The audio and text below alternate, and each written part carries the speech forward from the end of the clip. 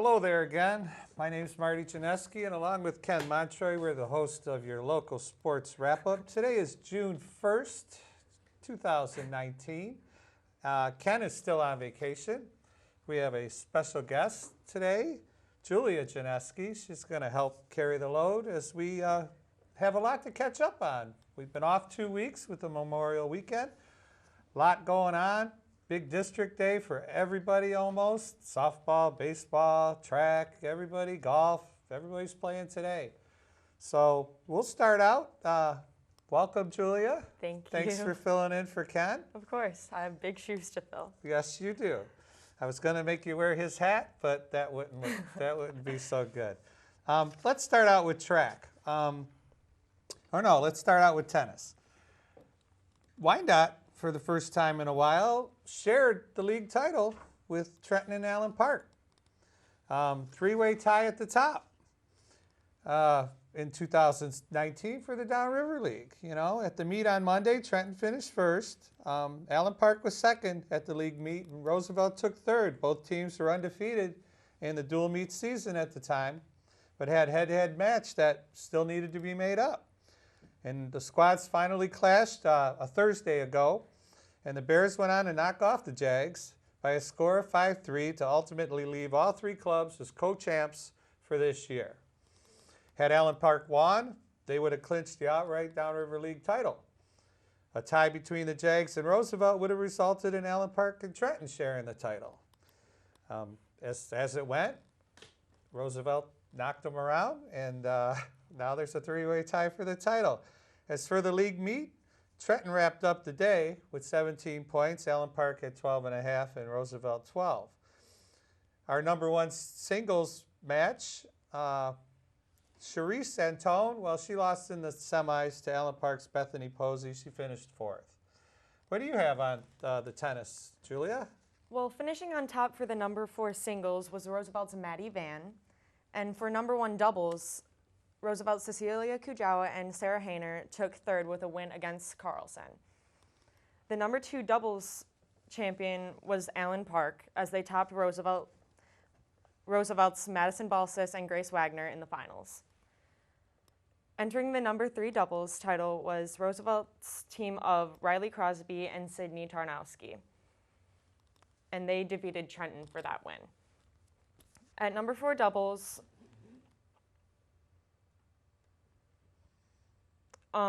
they played in the third place match, and the Roosevelt duo of Braylon Matalonis and Kennedy Harmon defeated Southgate Anderson. I understand now, too, we do have early district results for tennis because they were playing regionals. Yes, they had. What do you have on that? Okay. As I'm aware, Wyandotte was at States yesterday on Friday, so I do have some district results. Trenton, Allen Park, and Wyandotte Roosevelt competed in the same region and qualified for state finals. On Thursday, May 16th, Trenton came away as champion of Division I Region 10 with 25 points, and host Allen Park was second with 23 points, and Roosevelt took third with 22.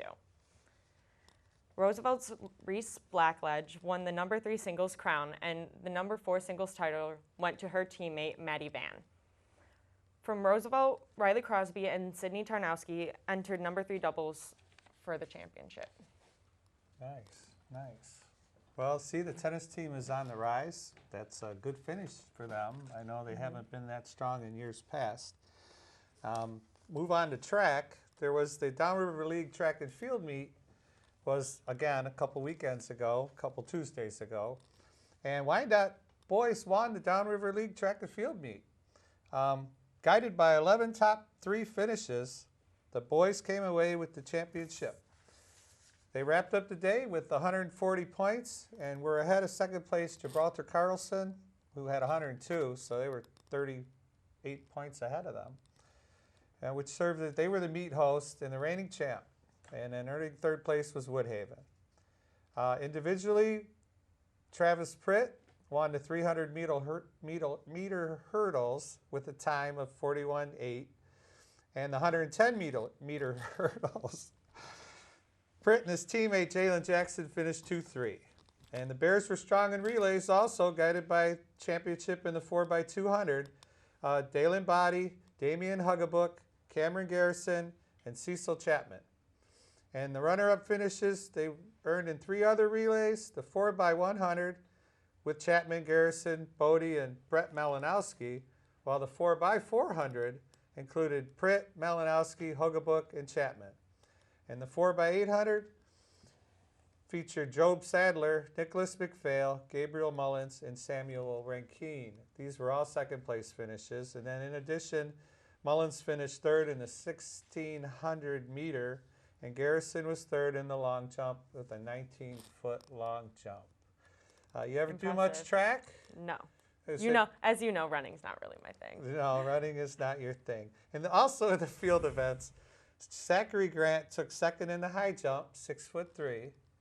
That's pretty good. That's as tall as me, getting a running start and leaping right over my head. And Emilio Placienta placed third in the pole vault, 12 feet. That's an interesting event in itself. I also understand golf playoffs were going on last week or a week and a half ago. What do you have for golf there, Julia? So Wyandotte had their regional meet a few weeks ago, right? Yeah, it was a couple Tuesdays ago. Everything has taken place because golf's a little different than the other sports. You have to keep making eliminators. I think they're playing golf today right now before it rains at 2 o'clock. So anyway, one of Wyandotte's golfers, Elliot Bernacki, qualified for the D1 state meet. He is one of Roosevelt's golfers, as I previously stated, and he had a score of 79 and clinched a spot at the state meet for the individual qualifier. He finished 7th overall in the state and in a field of about 70 total golfers. The top 3 teams of each region qualify for the state meet, as do the top 3 individuals who are not already on a qualifying team. Temperance Bedford's Gage Keene had a score of 75 and led the individual qualifiers, and Celine's Josh Finn had a score of 80 and followed Elliot Bernache. Yeah, I understand, and I think that's the next thing on your list there, is Wyandotte did not have a full team at the playoffs. They did not. Elliot was the only qualifier from Wyandotte this right, year. and they had only two golfers there. I don't understand the concept of that. If kids were ineligible, or if kids were doing something else, conflicting schedules, why wouldn't you have 5 or 6 guys? I guess we'll have to get the golf coach on and figure out what that was all about. The best team there, though? The best team of the Downriver area representatives was Woodhaven, and they finished 7th. And it was the only local team to qualify as a team and not just send individuals to states. Ah, interesting. Back to track. In the regionals, Wyandotte boys finished 3rd at the track and field regionals. They're headed to Plymouth. Oh, that's an old one too. But they took 3rd place as a team with 78 points. They were only behind Plymouth and Canton as far as that goes. Then they really, they had 78 total points. The next closest was Allen Park with 32. And then Lincoln Park, Melvindale, they were even behind them. Athletes who finished in the top 2 in each event at a regional meet qualify for the state meet. Competitors can also clinch a spot at states by beating the additional qualifying time in a regional event. At a certain time, if you run under and you even finished 4th, you'd get to go because they know all through the state what we have. Again, the D1 state meet is today, June 1st, at East Kentwood High School. You know where that is? No, me either. Roosevelt had 3 state qualifiers at the region. Thomas Kirby was the discus champ. Want to take a guess how far? 130. Big. Oh, very good, very good. 135 feet 9 inches. Okay, that's close. Zachary Grant was runner-up in the high jump, 6'1". And Travis Pritt took 2nd in the 110-meter hurdles with a time of 15 seconds. That's pretty good, 15.5. He just missed out, Pritt did, qualifying in the 300 meters as he placed third. Also with a third place finish was Jesus Placienta. That was the athlete Of the year yeah, for Wyandotte. Roosevelt High School Athlete of the Year. He had shot put, he finished third, he threw it 44 feet. That's pretty good for that. It's a pretty massive ball right there. Hard to throw. Heavier than a bowling ball? Probably not. I don't believe so. So I have some information on girls soccer. They kicked off districts versus Woodhaven, and unfortunately, they went down in a shutout. Woodhaven beat them 4-0. Roosevelt finished with a record of 11 wins, 8 losses, and 2 ties, and wrapped up a strong season, including the program's first ever top 5 finish in the Downriver League standings. So that's Nice. pretty impressive. That's nice. We had the coach in here, and he felt his team was strong, and you got to compete with the Woodhavens. They're always up there. They're a strong program in almost every sport. And I believe they have been mercied by them in every game they've played in the years past. So this time to just be 4-0 means It's an improvement. yes, and you got to take baby steps. Nothing gets fixed immediately. It's all it takes time to build a system, build a program. He seems to be on the right track. Which is good. And It's a some of newer your old program. softball buddies are on that team. Old softball buddies, old volleyball buddies, my Yeah. friends. Yes. Anything else on there? Not. Well, not I want to. much.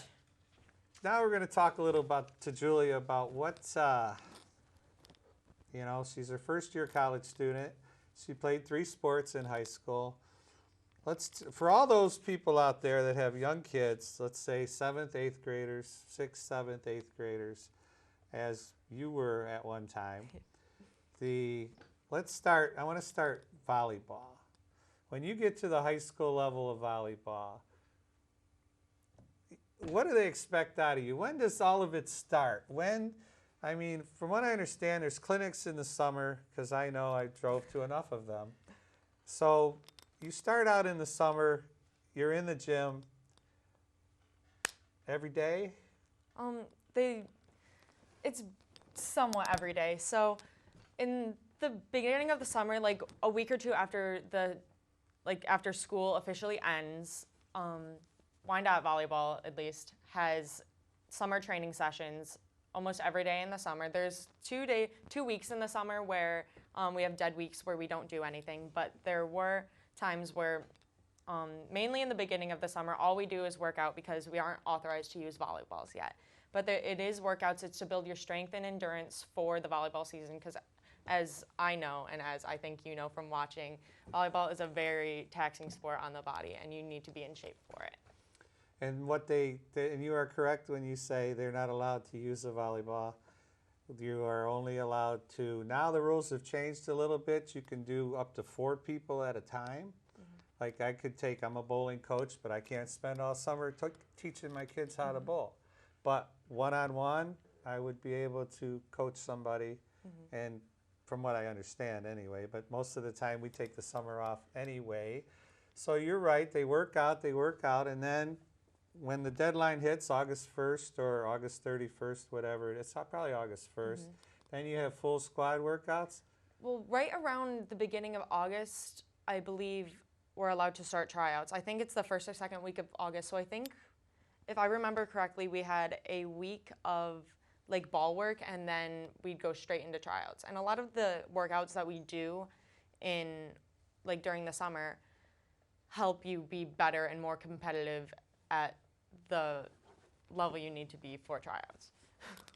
To go from there, now you have all the kids from 9th, 10th, 11th, all your 4 grades. Do you have the younger kids there? Yeah, the middle schoolers? Yeah, we actually, Wyandotte Volleyball holds a youth camp during the summer. I think it's 3 or 4 days long, and if you want any information on that, you can go to, they have a Facebook page and a Twitter. You can just search Wyandotte Bears Volleyball, and they have a flyer of of the camp, yeah. Yes. And it's coming up. I mean, I think if I don't recall, it's coming up. I thought I saw something on it. Okay, so now we have tryouts. They seed everybody. Now, what happens during the school? How often are you working out? Well, at the varsity level, we worked out like 2-3 times a week, and then we practiced 5 days a week. Practice or game 5 days a week, and then sometimes we had fun tournaments on the weekends, that sort of thing. But we do really focus on keeping like the players in shape, because with volleyball, you're jumping, you're moving, you're stopping, you're cutting. There's gonna be injuries, so we try to keep in shape to avoid that. You're probably in the best shape of your life then, weren't you? I was. I really was. We're only a year removed. So the volleyball's a grind. So obviously you have to have passion. You do. You have to love what you do. Because you can't just fake your way through any of that. Absolutely not. And then there's also the coach has a camp at U of M, Dearborn, and he recommends you attend his camp. And what's it called again? It's a club league. It's called Victor's. Victor's Volleyball Club. Do tournaments. Yes, we do tournaments on Sundays usually for Victor's. And he would prefer you get over there so he can work you in the off season on the Victors. But again, a lot of these coaches want you doing just their sport, and when you have a 3-sport athlete, the Victors kind of got in the way when we were doing other stuff. Yeah. We will save bowling for last. Okay. Julia was also a softball player at the high school level and all throughout, travel ball, all that good stuff. The softball season, they would start the non-committed workouts pretty much around first of the year. January, February, yeah, that's when we would start workouts for softball. And softball, they were a little more understanding because it's not in the summer, it is during the school year. So they were like, if you do have things to do, you're allowed to like leave, and you're allowed to like not show up and do whatever you need to get done, obviously. I did that a lot because I was with bowling, and I was also a scholar athlete, so I was doing a lot of homework at the same time. And the other thing being that basketball's going on, and some of the softball's better athletes are on the basketball team, and they're working out already. Yes. And again, the rules are informal workouts. The coach can't even be there. If he's got friends that are running it, or the girls are running it themselves, just dropping into the gym, swinging at some batting cage stuff maybe, playing catch, hitting grounders with the softballs on the infield floor, the gymnasium floor. Yeah, a lot of that's closer to tryout season, but yeah, we do, or I guess did, because I'm not in high school anymore, but I guess we did a lot of like technique sort of things. Like if we're doing a diving catch, we had a couple times where we'd like set up mats and like we'd like do like proper technique for diving, that sort of thing. Diving, sliding, all that good stuff. I remember playing diving catch in our swimming pool. That's a lot more fun. Yeah. With the wiffle ball, just loft it up there, let the kids come running on the deck and lay out, because the water doesn't hurt when they hit it. That was always fun. Yes. So then you get to tryouts. You've got either a baseball field or a gym full of kids, depending on the weather. It's usually inside the gymnasium. Sometimes we'll be able to go out onto the football field, but mostly it's inside because of the time of year, or early April, mid-April. It's hard to be able to try and. And the football field is a good practice facility. Spent a lot of money on that field. Yes, get some they use have. out of it. And I've even, you didn't hear this from me, but even during rec league, we used to get out on the football field and hit the ball around when the fields were soaked and my little 8 and 9-year-old girls couldn't practice nowhere. We'd just go to I'd hit them grounders on the football field just to do something, because everything was underwater or covered in snow or something to that effect. They did have it open. We didn't jump any fences, just so everybody knows. Yeah. The one part about softball that I think I'm really lucky is it's the only sport that I got to experience all 3 levels of, freshman, JV, and varsity, and see the differences of them. But what I really liked is in tryouts, you're viewed by every single coach. You're viewed by the varsity coaches and the JV coaches and the freshman coaches. And even sometimes there are like the 8th grade coaches to help out and like run the tryouts. But that's one thing that I always liked, is you aren't put in like a specific group. You're seen by everyone. And they were practiced together, and then they sort them out. Yes. And I've talked to Jay. Do you have a favorite coach? You. Oh, great answer. You make me blush.